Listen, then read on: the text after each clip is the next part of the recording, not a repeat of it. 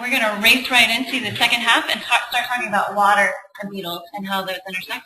And so with that, I'll turn you over to Eric, our first speaker. Okay. Hi again. I noticed the cops next door seem to be having a little more fun than us, so we're going to try to liven things up somehow. But I really want to know what they're doing over there. That's so funny. Telling jokes about traffic stops, maybe. So what we did this morning was set the stage by telling you about the infestation, maybe how the beetles work and how the forest ecology works. But the meat of what we wanted to get across today was about what all this might mean for water resources. So I'm going to start that off by breaking it down to kind of the smallest possible level we can, and that's the process level, individual water and energy processes in a forest and how they get impacted by bark beetle infestations. As Jeff said at the beginning, much of what we're drawing from is research that's been done in lodgepole pine forests because there's just such a great spatial extent of the mountain pine beetle infestation in lodgepole pine forest. A lot of research has been done there, and we can't say for sure that all of what we're going to tell you here directly correlates into what would happen in a spruce forest, and we'll try to paint a picture of how we think things might be a little different in spruce forests. But at the process level, some of these processes are sort of, this is just the way the forest works, and hopefully just these general concepts will remain relatively the same. But just keep in mind that I'm drawing from a lot of literature that was not based on research in the kinds of forests that you guys are necessarily dealing with. So, and this picture, I'm sorry, Wolf Creek, this picture is from Wolf Creek, so. But you guys have all been there, you know what it looks like. Still a wonderful skiing experience, but quite a number of dead trees. And this is what those of us from the Front Range and from northern Colorado have been quite used to for some time now. Not necessarily spruce, but hordes and hordes of dead trees across the ski areas and everywhere else. The kinds of sort of, wow, this is really getting crazy moments that you guys have had, I think we've had several years ago. And it's actually quite funny to listen to tourists back in Summit County talk about this kind of thing. Sometimes I try to help disabuse them of the notion that this is some kind of crazy invasive species. There's all kinds of weird ideas floating around in people's heads, but it certainly hasn't stopped them from skiing over there. So just on that note. Anyway, to get down to business, if I can get the slide to actually advance. Being kind of finicky here. There we go. It doesn't really like me that much. So I'll apologize to those of you who probably know. I bet there's a lot of you that might know a lot of that stuff anyway, but we're going to break it down to some relatively basic concepts. And the first concept is just the notion that forests are kind of these sheltering environments, and they shelter the land surface from precipitation and energy that comes in from the atmosphere. So what does that mean? That means very obviously that the amount of snow that accumulates under trees is less than the amount that would fall under or on a clearing or under the edge of a tree. This is the kind of thing that's been documented, and this is just some graphs from a recent paper. The green lines are underneath the trees, the blue lines are the edges of the trees, so right at the right where the branches end. Red line is open, and you can very simply see from this graph that you're getting distinctly less snow water equivalent. That's what this y-axis is, under the actual trees themselves. And that's due to interception and sublimation from interception. So the branches are great at catching, conifers are well adapted to catching snow, and much of that captured snow is sublimated back up into the atmosphere. So that never really becomes snowpack on the ground. In addition, underneath the tree you have less sunlight hitting the ground. So that means that you're going to get slower melt, or conversely, in the open areas you're going to get faster melt.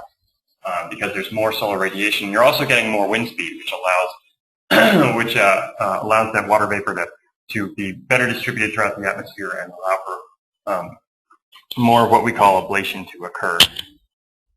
And so you can see what bark beetle infestations do to the sheltering effects just by looking at living versus dead stand. So this is a northern Colorado living stand of lodgepole compared to a red and moving into gray phase stand. And you can just by looking at this, you can see there's a lot more light that can come through in this area, and that means both more snow and more solar energy are going to reach the ground through this portion of forest versus underneath that portion of forest.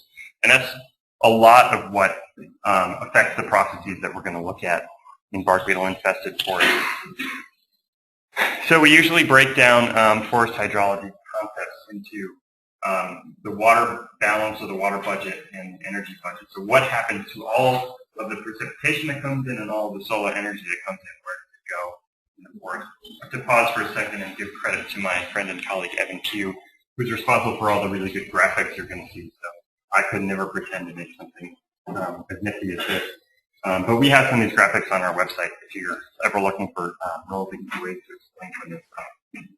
Anyway, so from a water perspective, we're looking at generally snow falling down onto conifers, being intercepted, sublimated, or perhaps reaching a snowpack and eventually running off, being transpired away by the trees or infiltrating into the soil. From an energy perspective, we see shortwave solar radiation coming in, bouncing off the trees to a degree, coming through the canopy to the point, to the degree it's available, and melting the snow over here. And then you've got long wave re-emission as that short wave is converted after it hits trees and the land surface, etc. So we'll look at the budgets one by one and try to understand how death of trees affects what happens to first the water and then the energy. So to zoom in, we'll first talk about interception. And this graph over here is basically a review of a bunch of studies looking at how much precipitation is intercepted by conifer forests. So over here is rain, and over here is snow. These are across all kinds of different conifer types. So this is not specific to spruce, but what you can see is that conifer trees are distinctly better at intercepting snow than rain. Obviously, that's why they tend to exist where they are. And up to, in some cases, up to 60% of incoming snow is intercepted in some of these forests. The average is about 30%, so a fairly significant amount of the incoming precipitation never actually really reaches the forest floor. So pretty important to remember as we note that the trees are going to lose their capacity to intercept. There is, of course, lots of variation in that, and that's going to be due to the species of tree, the age of tree, the climate. So obviously more is intercepted when snow is harder, etc. And again, snow, they're more effective than snow and rain, but we try to hope that it doesn't rain so much around here. And this is all really critical to how snowpack evaporates before becoming water supplies.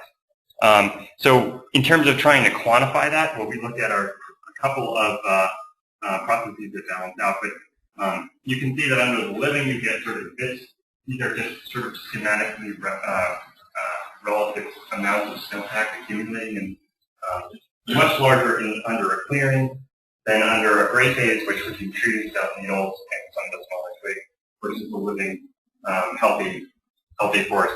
There is a limit to this increase in accumulation. As many of you probably know, a wide open clearing gets a lot of wind scour and will have a lot lower snowpack accumulation versus a smaller clearing. And it's some proportion of, for some number of times the height of the trees nearby is the optimum size of a clearing to increase accumulation so that you are allowing more snow to fall but not increasing the wind speed dramatically. So this all works out to, at the same scale, about 20% more snow accumulation under dead pine. So looking at this compared to this, we're going to see about, this is going to be about 20% larger. So, a fairly decent amount of snow is coming in. And again, much of that is because interception is not occurring.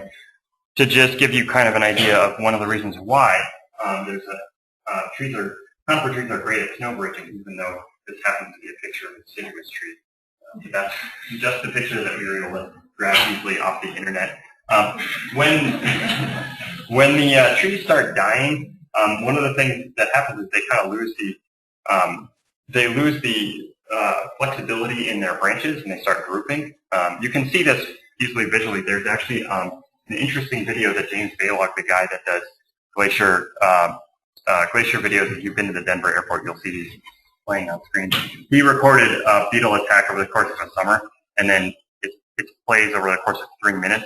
So you can watch in really fast speed what happens. And you basically see the trees do this. They kind of they kind of sigh and droop down. They really lose that ability to hold snow, and it's not just the fact that the branches are now hanging down and they're brittle and they'll break off. So these little twigs, again, pretend this is kind of work. These little twigs start breaking off, so even more of this capacity to bridge snow across is lost. So it's not just the fact that there's less area of tree above the ground, it's that the tree area is also less effective at holding snow. So that's what's leading to lower interception. And then we have to consider the impact of wind speed, of course. So wind speed is, the more we have wind moving across the snowpack, the more we can increase our sublimation rate.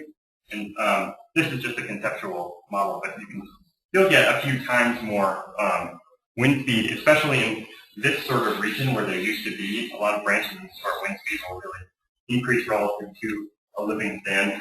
As you know from obvious, anyone who walks around in a forest on a windy day will know that you really get fairly low wind speeds within the canopy, especially sort of at person height or at beetle infestation height here. But in this kind of layer of boundary where the air is interacting with the snowpack, the wind speeds are relatively low in a healthy, relatively dense forest. But when you lose a lot of those needles and twigs, you're going to get wind speeds increasing, especially kind of in this range. And that's going to increase our turbulence and our ability to move water vapor away and increase the speed of sublimation. And then the big old, what happens to the water that the trees were using? So this is the question of transpiration. And trees obviously suck up fairly significant amounts of water. And so once the beetle gets in there and does its work, it really just shuts it off in sort of incredibly quickly, within a number of days. So these graphs are from some folks at the Rocky Mountain Research Station in Fort Collins, who did an experiment where they compared girdled trees that were sprayed for pine beetles versus trees that were attacked by pine beetles, and looked at their actual water usage. And what you're seeing, especially here, is that the controls, so these are living trees, are green. The girdled trees, the ones that they were manually trying to simulate bark beetle infestation, are the blue circles, and the actual bark beetle infested trees are the red circles. And the girdle, this is the course of a little bit more than a year, really doesn't change its water usage all that much relative to the living trees. It's the mountain pine beetle one that really just kind of drops off like a rock there. And that was actually one of the biggest clues that the real mechanism of death in bark beetle infestation is the blue stain fungus, which chokes off the phloem really, really quickly, much more so than the mechanical action of bark beetle chewing away at the phloem. So that was sort of interesting from an ecological point of view, but from a water use point of view, it's interesting to note just this really dramatic shut off of transpiration. That's a lot more water that otherwise would have been taken up by these big old trees that's not there, and it's available for a whole lot of other things, including younger trees to use and for base flow and groundwater. And so this graph is just basically showing the same thing. Your girdled trees are using less water relative to the control trees, but your bark beetle infested trees are just sort of almost right here bouncing around at the bottom. So, within 3 weeks, we're looking at more than 50% drop in transpiration, while the girdled trees are still going along pretty well. So we know that transpiration is just kind of disappearing. What we also know, though, is that we have not seen so far, and this is something that we'll get into in the next talk, we haven't seen just giant pulses of water coming out of the forest. So if you were to clear cut, and this is fairly well established over experiments done at Fraser Experimental Forest and experiments done in the east, you just cut down a huge swath of trees, a lot more water comes out of the forest because there just aren't trees sucking it up. But what is happening here, we think, is that there are kind of two things that are mitigating a lot of that impact of change in transpiration. One is young trees that are suddenly released, and David was referring to this concept of understory release in his talk. A lot of young trees are suddenly they're suddenly released to suck up a whole lot more water and nutrients, etc. And also, because you're getting so much more solar radiation hitting the forest floor, you're increasing evaporation rates during the summer. So much of the mitigation of this loss of transpiration seems to be an increase in evaporation. The water is just kind of going back up to the atmosphere. That's why we so far, no one has said, wow, there's just this crazy extra amount of water that we've observed coming from this dead forest. So trying to just, in terms of which directions we're going to expect changes from a process level, this is a summary from the water balance side of the equation. This would, in lodgepole, we would refer to the red phase and the gray phase. Spruce is a little bit more subtle in its depth than lodgepole, which kind of lights up like a Christmas tree, as David said before. But you kind of have this period when the tree dies and turns brown or some other unfortunate color, and it's really losing needles, and litter fall is increasing, and that litter fall change is fairly significant. So in that period, not only are we seeing no more transpiration, but we're going to see a lot more stuff on the snowpack, which is going to affect our melt rate. Once all those needles are gone, we refer to this as the gray phase, and you'll see there are standing dead spruce from decades and decades ago in some areas, especially if we were up in the Yampa and White. So I'm just calling that needle gone. In lodgepole, we refer to that as the gray phase, or some people refer to this as the skeleton trees. You just have dead trees. And David's dramatic picture of the heart of the spruce beetle epidemic was showing a lot of gray phase forests. These forests have really kind of lost everything but the trunk and the big branches. And there you're going to see less interception, less sublimation, greater snow accumulation on the forest floor, faster melt due to more snow or more sun coming in, less transpiration, and less tree water use. And so most of these are actually fairly similar. You're just going to get more relative to when the needles are gone, relative to when the needles are sort of still there. You're going to get even more interception and even more sublimation. Even less interception and sublimation when they're in that gray phase, because there's just less tree to capture incoming precipitation. So moving on to the energy balance, the incoming solar radiation, which drives where all of our water is going to end up in what various form. We will get this to work. And first look at the change in transmission. So essentially how much solar radiation can actually get all the way through the canopy and onto the forest floor. And this, of course, is going to vary based on time of year and other factors like slope and aspect. But in general, we're going to look at fairly significant changes in transmission. So over here, living trees, you're going to get about 35% of the incoming solar radiation in the forest floor. And that's going to move up to maybe 40% when the trees are sort of in the process of losing their needles, and then up to almost half when the trees are in this gray phase, the skeleton phase. And again, that's fairly obvious from these pictures that we've shown you.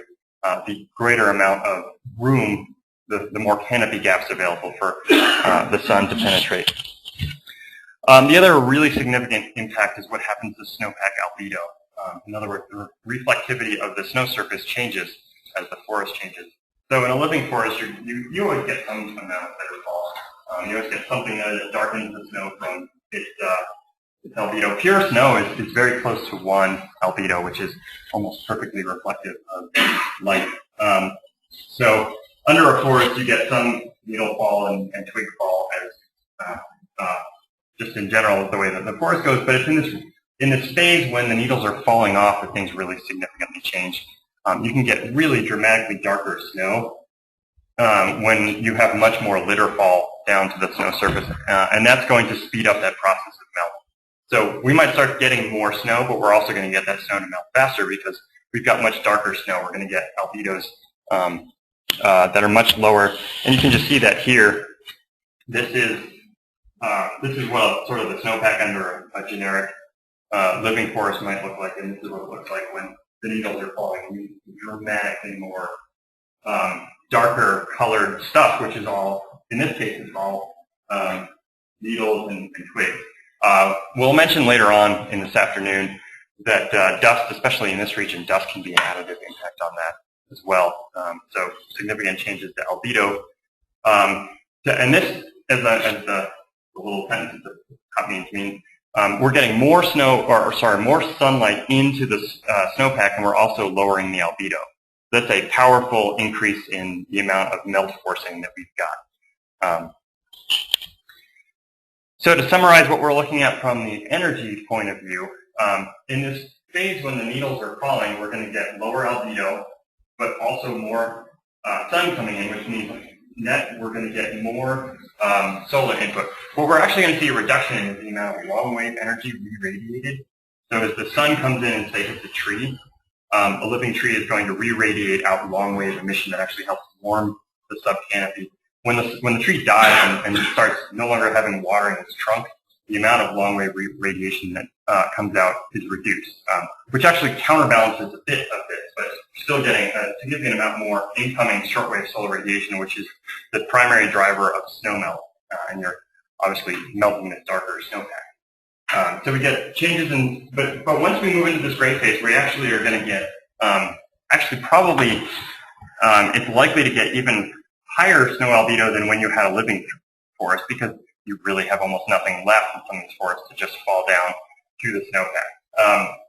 The amount of solar transmission is obviously highest in these gray phase forests. You've got the least things in the way of the sun.